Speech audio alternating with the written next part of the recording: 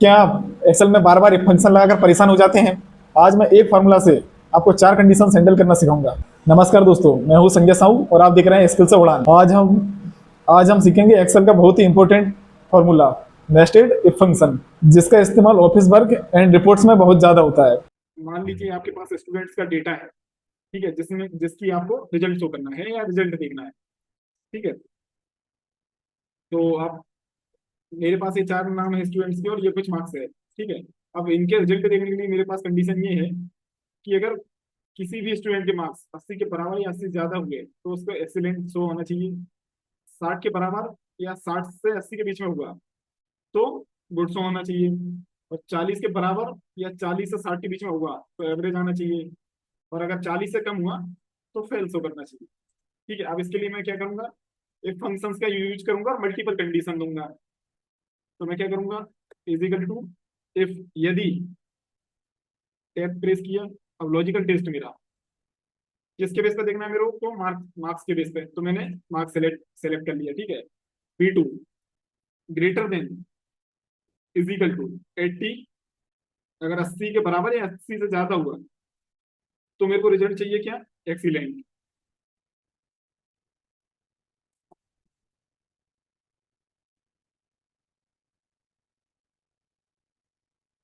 Excellent, ठीक है। और हमेशा एक बात ध्यान रखना कि जब भी आप टेक्स्ट में कुछ भी रिजल्ट चाहिए हो या टेक्स्ट जब भी यूज करो या टेक्स्ट में हमको कभी भी कुछ रिजल्ट चाहिए तो हमको डबल कोड में लिखना है। ठीक है, अब मैंने लगाया कॉमा। अगर आपकी मतलब वैल्यू जो है फॉल्स होती है, मान लो 80 को फॉलो नहीं करती है, तो फिर मैं दूसरी कंडीशन दूंगा। फिर मैंने यूज किया, तो दूसरी कंडीशन ये है,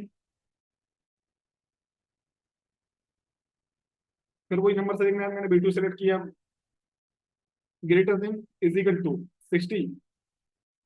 अगर 60 को फॉलो करता है तो मेरे को क्या चाहिए रिजल्ट में, मेरे को रिजल्ट में चाहिए, अगर वैल्यू ट्रू आती है तो मेरे को चाहिए गुड। मैंने डबल कोड में गुड लिख दिया।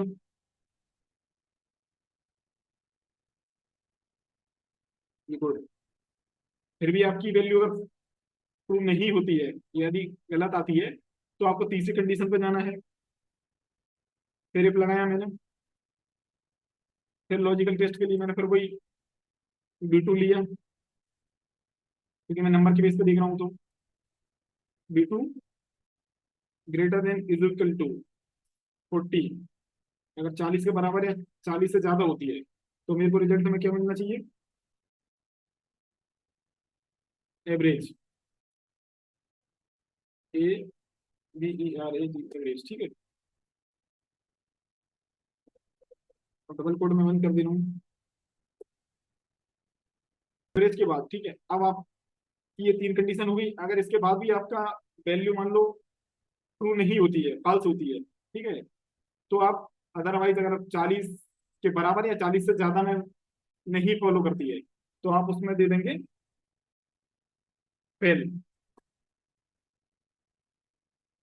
अब मैंने 3 बार ओपन की है कोष्टक यानी ब्रैकेट, तो मैं 3 बार क्लोज कर दे रहा हूँ, 1 2 3। जितनी बार ओपन करना उतनी ही लास्ट में जाकर बंद कर दो, और इसके बाद सीधा मैं करता हूँ एंटर। ये देखिए, ठीक है।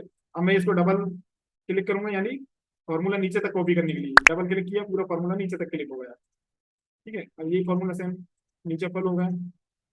अब आप देख सकते हैं 40 से नीचे है फेल हो गया, 80 के ऊपर है एक्सीलेंट, 40 और 60 के बीच में है तो एवरेज, ठीक है, और 60 के ऊपर है तो गुड। अगर आपको एक्सेल विद एआई आसान भाषा में सीखना है और समझना है तो हमारी वीआईपी कम्युनिटी को ज्वाइन करें, जो कि फ्री है। लिंक डिस्क्रिप्शन में दिया गया है। और ऐसे ही प्रैक्टिकल टिप्स पाने के लिए हमारे चैनल को सब्सक्राइब करना मत भूलिए।